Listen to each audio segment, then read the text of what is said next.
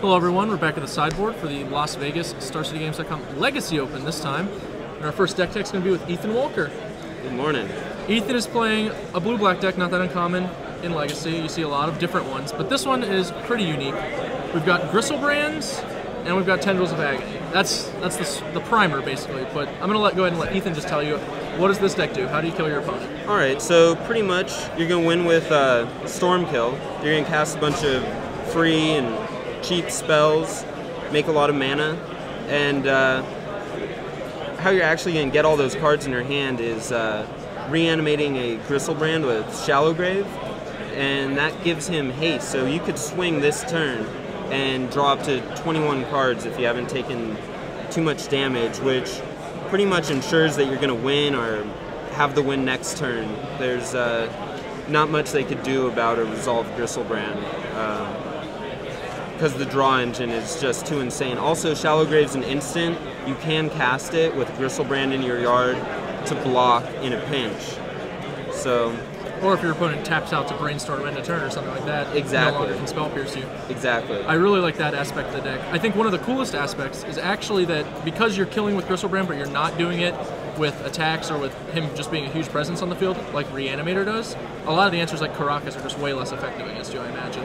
Oh yeah, Caracas, you can usually play through it. Yep. If they're inexperienced, they will bounce it before you go to combat, and then you could just usually get another one with all the cards that you've drawn and attack with that.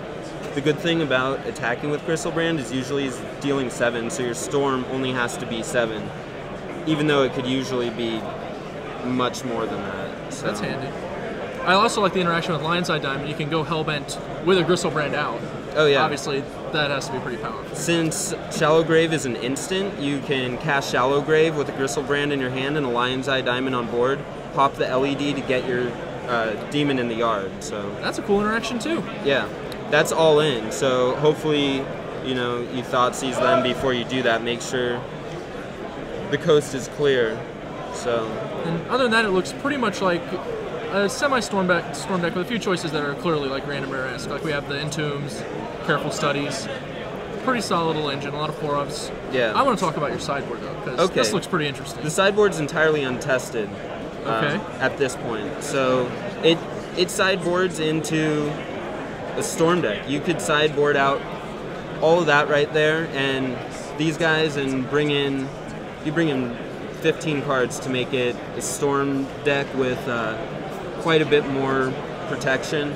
So, and that way you dodge all the graveyard hate that people. Yeah, you can entirely dodge the graveyard hate that way. So I don't know if that's effective, but it's a possibility, and we went for it. So, have you? Did you use it in the last round? I did not. No, in the last round, I actually I lost against Goblins. They got a quick start, and I didn't get there. But the you know, the additional protection comes in. You get Thoughtseize. The one game he brought in Thorn of Amethyst, so I was able to just grab that out of his hand. You know, I actually saw a pretty untuned version of this deck at the Invitational. It was mono black instead of blue, and it ran more as like it was a mono black Reanimator deck with Tendrils of Agony added into it. Yeah. But it was very funny because one of the cards he added to his deck, I'm relatively sure you didn't think of this one, maybe you did.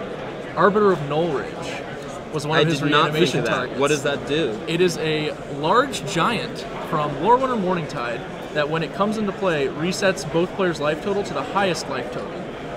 Ooh. So he was reanimating a second time to get 3 more Gristlebrand activations, or 2 more, depending. That's hilarious. Yeah, one of the funnier decks I saw at the Invitational. He didn't do especially well, but that interaction was pretty cute. And his deck ran like all the Exhumes and reanimates and stuff, so he was a lot more. He couldn't do this transformation postboard for sure. Yeah, it was impossible. Another thing you could do is run an Emrakul, and I have this in different versions of the deck.